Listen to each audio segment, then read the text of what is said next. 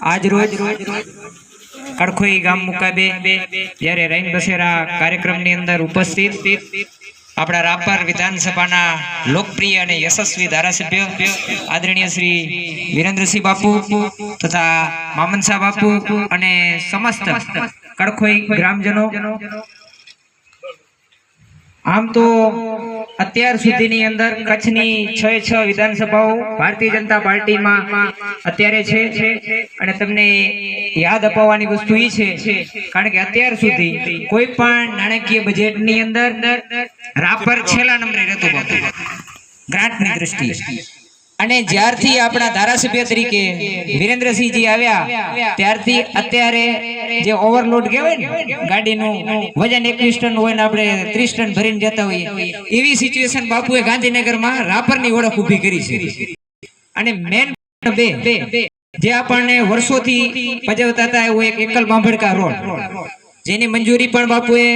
અપવરાવી અને એનું કામ ચાલુ છે અને ટૂંક સમયમાં અવર જવર પણ ચાલુ થઈ જશે। સૌથી મોટો પ્રશ્ન એક જ હતો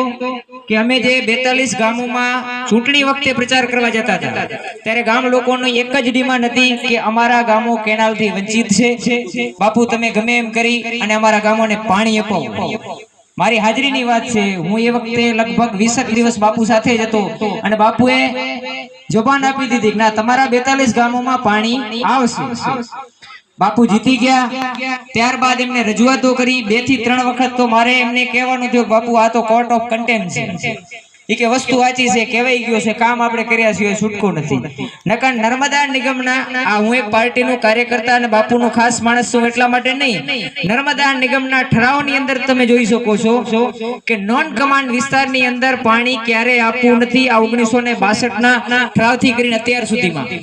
પહેલી વખત આપણા ધારાસભ્યશ્રીએ નોન કમાન્ડ વિસ્તારને પણ પાણી અપાવવા માટેની કામગીરી કરી છે અને આવા અસંખ્ય પ્રશ્નો હમણાં જ તમને ખ્યાલ હશે આપણે નર્મદા કેનાલ બંધ થઈ ગઈ હતી અને અહીંથી પણ ઘણા બધા વડીલો આવ્યા હતા અને બાપુની વાડીએ આપણે જઈ અને તરત જ પ્રશ્નનો નિકાલ કર્યો કે ચૂંટણી વખતે આપણું જે ગાયત્રી ફીડર આપણે બાયફર્કેશન કરાયું, આમાં ખેડૂત મિત્રોને ખ્યાલ હશે, હું એમાં ખુદ જોડાયેલો છું, જે કૃષ્ણા ફીડર ક્યારે ચાલતો જ નતો, આપણે બાપુને રૂબરૂ વાત કરી અને ચાલુ ચૂંટણીએ કોઈ પણ કામ થયું હોય તો પહેલો કામ આપણું ગાયત્રી ફીડરનું કામ થયું હતું। એટલા માટે આવા અનેક કાર્યો છે આપણે વર્ણવી શકીએ છીએ કે હકીકતમાં આપણને યશસ્વી અને સક્ષમ ધારાસભ્યો મળેલા છે અને બાપુનું આજથી 3 પેઢીથી આ કડખોઈ ગામ પ્રત્યે લગાવ છે એનું કઈ મારે તમને ઘણું કહેવાનું હોય નહીં અને જ્યારે પણ કોઈ પણ જાતના કામ હોય બાપુ એમની વાડી અને ફોન ઉપર તાત્કાલિક કરતા હોય છે। હવે મારો સમય પૂર્ણ કરી અને આગળના દોર માટે નૂર મોહમ્મદભાઈને વિનંતી કરું છું। ધન્યવાદ।